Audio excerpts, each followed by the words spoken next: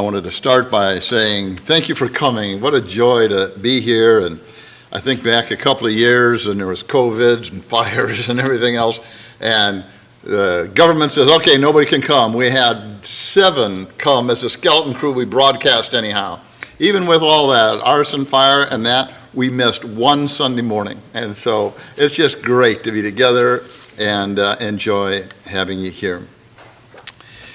We've been looking at a series from 1 Peter and, 2 Peter chapter 1, verses 5 through 7. And I like this graphic because it's somebody that's welding something together. And you have different welding methods. But what you're doing is you're building something. And the emphasis we're going to have this morning is growing, and growing in love. Most people would say, are you a loving person? Oh yeah, I'm a loving person. In fact, Corinth saw themselves as loving. They were pretty cantankerous there, and so Paul has to say in the 1 Corinthians letter, chapter 13, he said, now here's the qualities of it, and so look at yourself, and do I fit them? And so as we look at, it should be 2 Peter, I left out the 2 there, chapter 1, and beginning in verse 5, he says, add to your faith, then virtue, knowledge, self-control, perseverance, godliness, brotherly kindness, and the last one is love. We begin to think about ourselves and appreciate, you don't have to be a spiritual giant overnight, because it just doesn't happen that way, does it?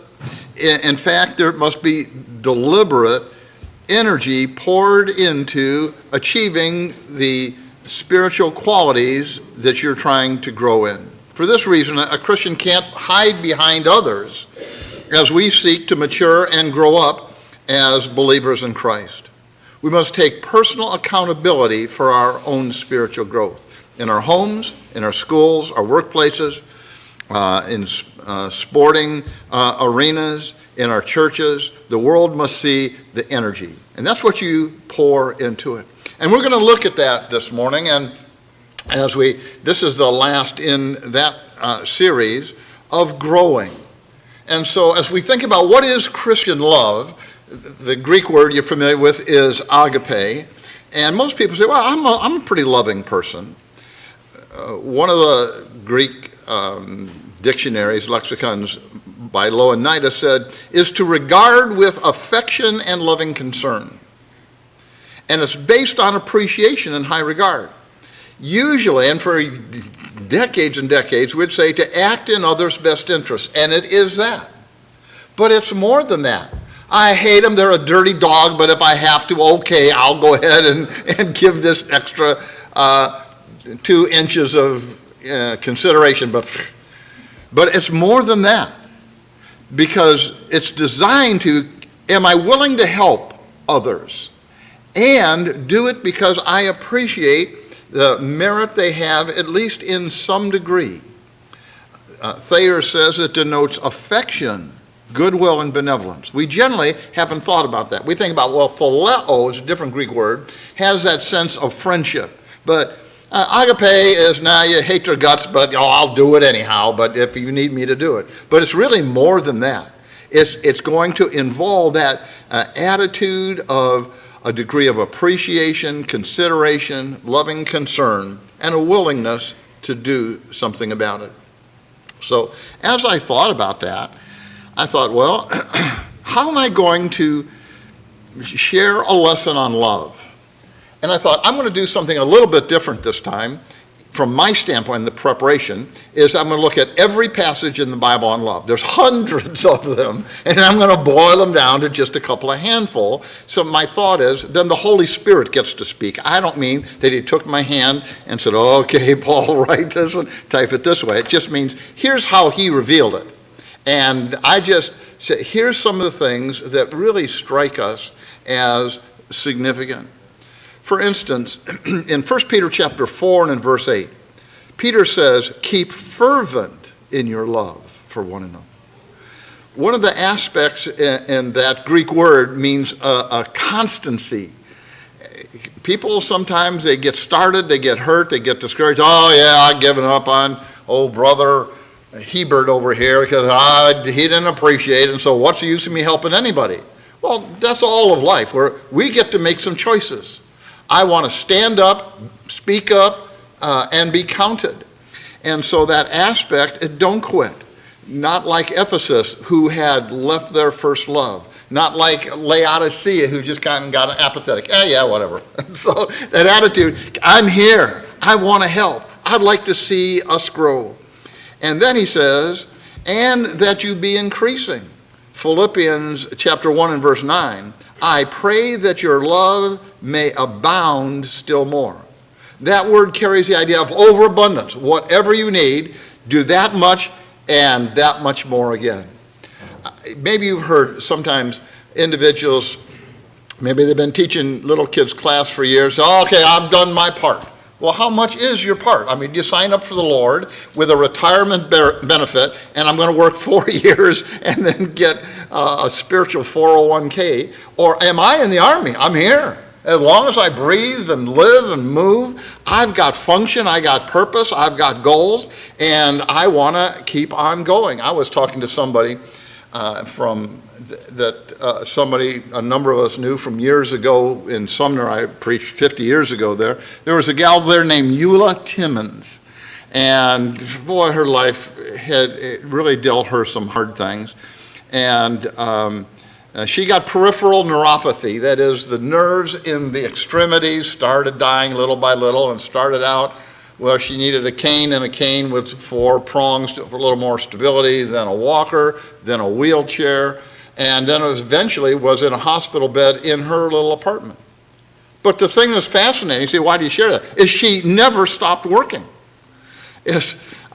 She would be one of my great Acts students, Bible class students, and we'd have my Bible class for everybody that could make it on Wednesday night, and on Thursday morning, whoever couldn't have made it on Wednesday night. And she would come in her little wheelchair with one of these flop over little desk areas. And I'd mentioned this some time ago, that she was trying to grind up carrots or whatever, juice it, and limited dexterity, and her fingers went into the blades. 280 stitches. Emergency room on Wednesday night. Thursday morning is when we have Bible class. Eula Timmons showed up for Bible class in her wheelchair, in this big white gauze catcher's mitt over her hand, taking notes with her left hand and carried right on. I mean, did not stop at all. That's just inspirational. And then as she got where she couldn't even do that, she's in her hospital bed, in her apartment, teaching classes to teenage girls about Christian living. I said, man, it just doesn't stop. And so that attitude is, I'm not just here to serve the Lord for 2 or 3 weeks, or maybe a month and a half, or a year, or whenever I feel like quitting. I'm here for the duration. And that love is designed to be encompassing. I like Colossians chapter 3 and verse 14. It said, put on love. That is like you do your clothes. I look out there, everybody's dressed today. Well, what if Lane had shown up here and he's in a long-handled underwear? It's Lane, where's the rest of your clothes? I forgot to put them on. You said, well, my goodness, that's exciting. And so, but now think about that from the standpoint of love. If our attitude is, that's how I should be presented to the world. Jesus said, by this all men will know that you're my disciples. Somebody cuts you off in traffic, you get difficult, maybe customer service reps, or the computer, this or that doesn't work. How do I handle that? Do I handle it with grace and poise? And, well, imagine that, and then just go right on.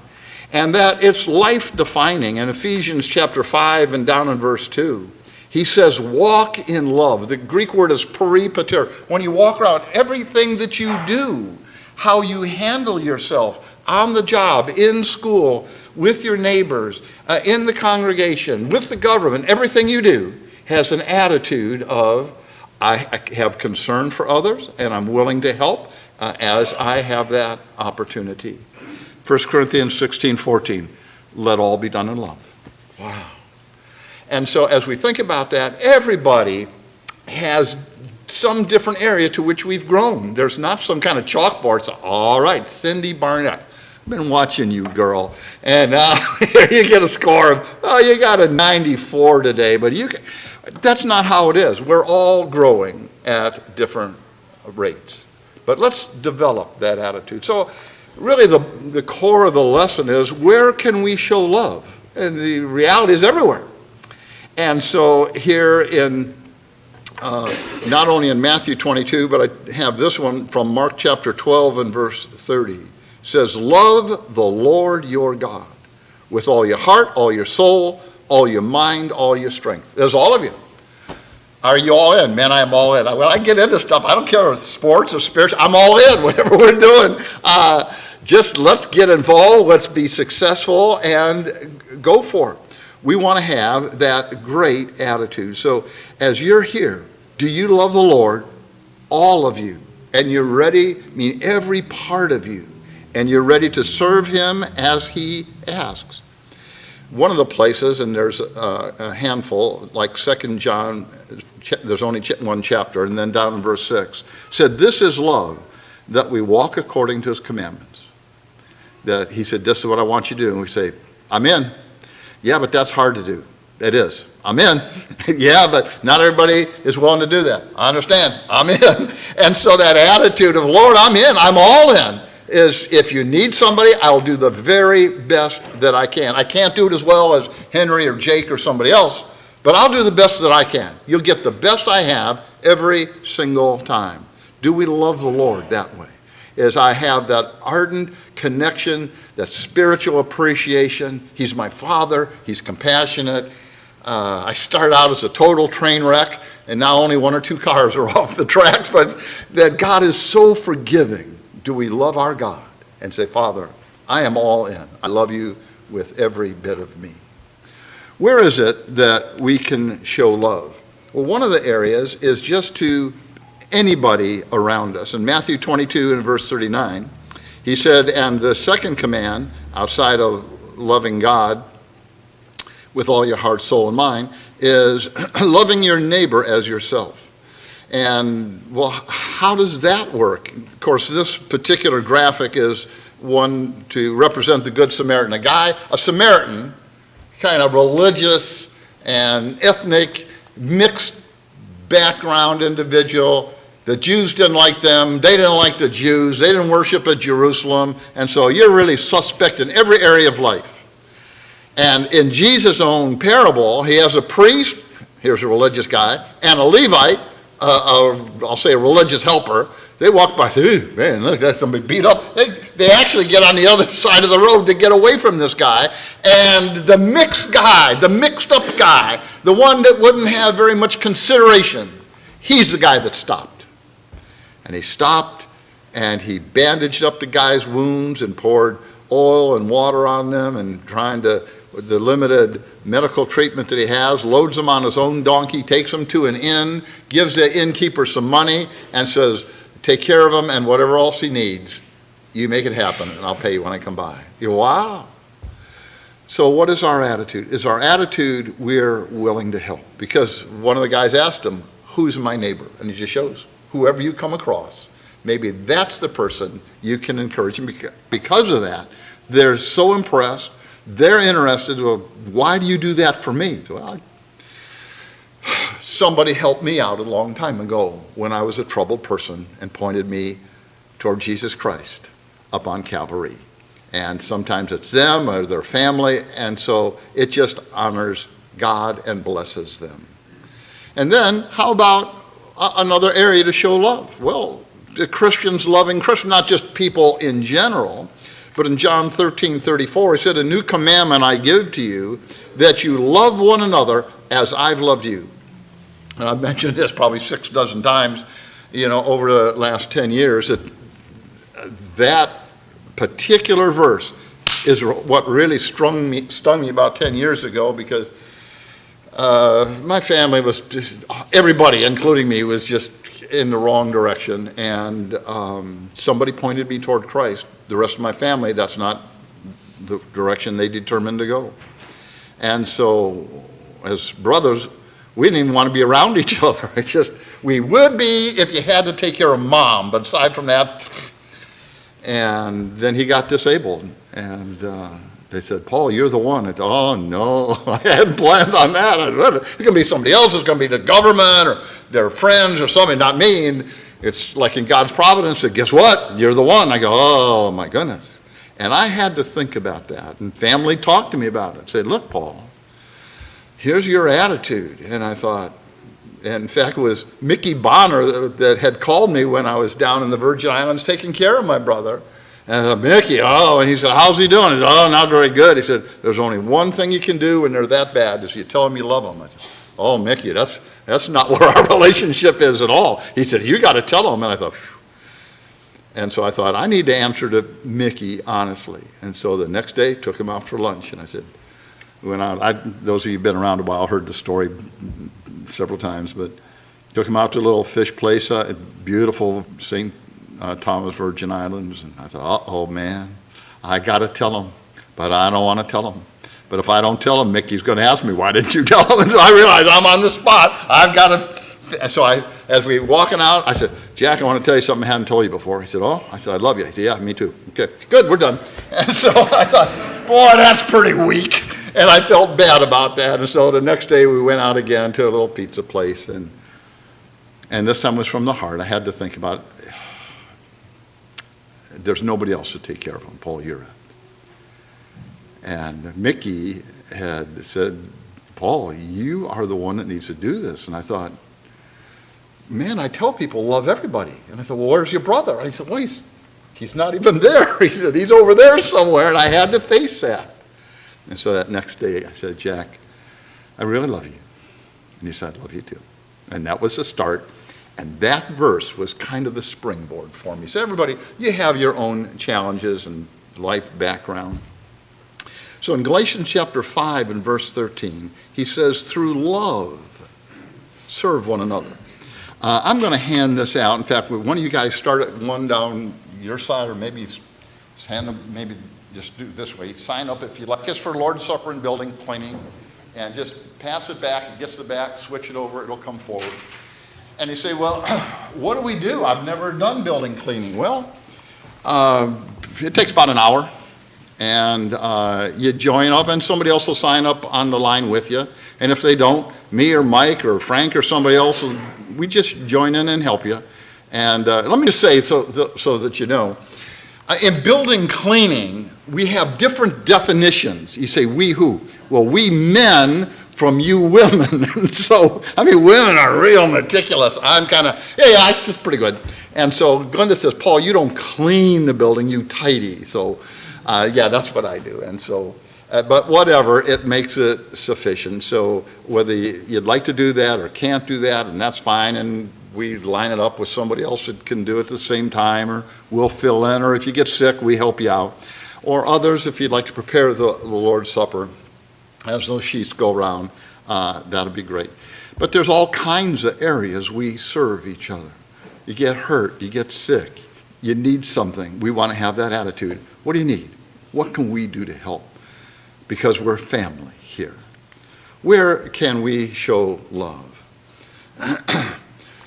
Think about this. You can show it in the family. And I like this graphic, ways to make your wife feel beautiful.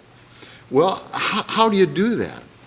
Well, you can tell them straight up, you are good looking, and here's what I like about you. Never compare your wife to other women negatively. Make sure she catches you looking at her. Communicate how valuable she is as a person. Give her gifts that she really responds to. I said, oh man, I think she would like this fishing reel that I have here. Maybe that is what she wanted, but it's not because you wanted it. Compliment her in front of the children. Really listen to her. You don't have to agree with her on everything, but it means a lot that they feel like, you've really heard me. Yes. And display her picture prominently in your home or office or on your phone. And think about this, and we'll touch on this on an adjacent point. Treat your own body and health with respect, because it blesses and honors her, because a lot of her livelihood and things that make life smooth depends on you. And so you need to be as healthy as you can be to take care of her. Ephesians chapter 5 and verse 25. Husbands, love your wives just as Christ loved the church and gave himself up for her. That's sacrificially. And so that willingness, honey, I love you. You mean tons to me. What can I do to make it better? Where can we show love? Well, here's an interesting area, and that I don't think I've ever even mentioned this way before.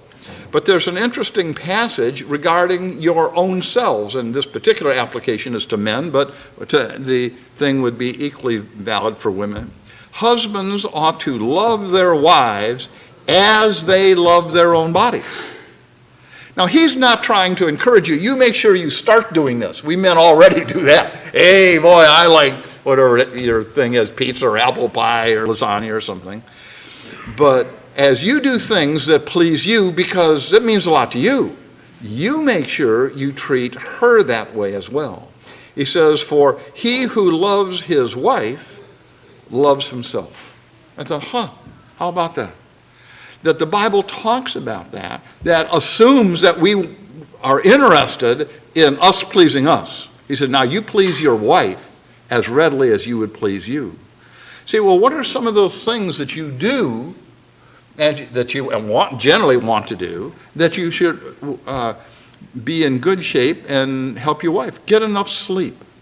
That's not always possible, but generally.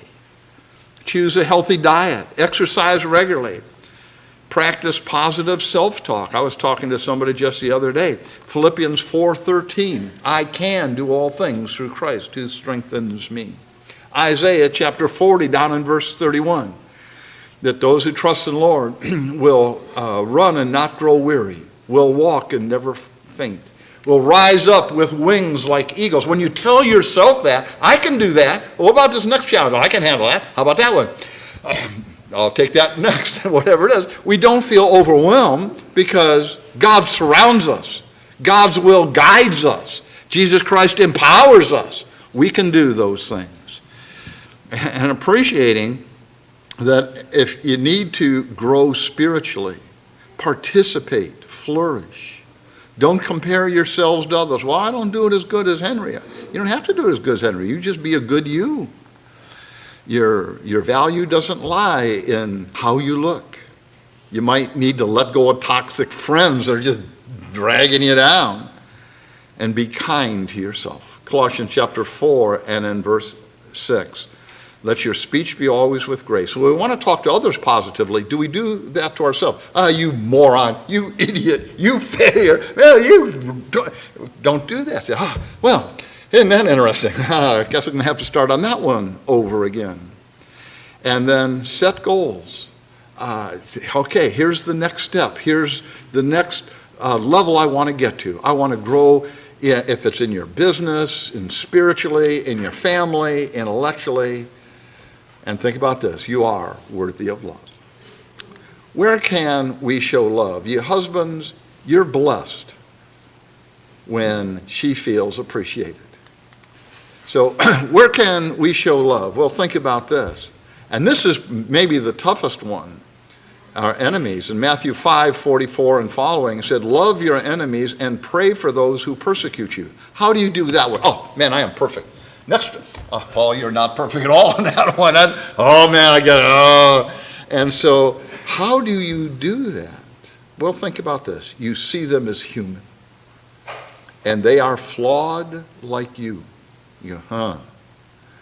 And pray for them so you don't remain bitter. In Ephesians chapter 4 and verse 31, let all wrath and anger and bitterness and clamor, that is, be put away from you. So, okay. What am I going to do? I can pray for them, and I'm not going to react in an inappropriate way. Where can you show love? And that is loving life. 1 Peter chapter 3, verse 10 and following said, "Let him who means to love life and see good days refrain his tongue from evil and his lips from speaking guile." Let him turn away from evil and do good. And I got to thinking about that. What's involved in loving life? Now, your list will be different. But just last night, I started jotting down things that were neat to me. I looked at other people's lists, and they had ice cream on their list twice. So, okay, there's their value set. For me, it's a loving family, because I grew up in one that was so chaotic and dysfunctional. I appreciate sun shining in the morning, the ability to overcome hardships, appreciating what you have instead of wishing for more. Your children being healthy and happy, and friends who never give up on you, and being surrounded by positive, encouraging people, being able to bless others, enjoying the beauty of this world, smiles and laughter. I love laughing. I love teasing. I'm okay in being teased and having jokes played on me. Hope, a chance for a new beginning, encouraging other people, freedom of choice, kisses and hugs, learning from other people, smelling roses, inspirational music, God's providence for good food, tremendous friends, a loving congregation, forgiveness of sins, joyous exercise, and runner's high. Those endorphins go, phew. You go, ah. And the kindness of others, a home, because not everybody has one. Medical advances with healthcare professionals, relatively stable government. Think about how far you've come. Your health, your mobility, your sight, all the sensory features you have, your memory, your lungs, everything that makes it possible for you to be you. God, we are so grateful. Having a job, that is, if you want one.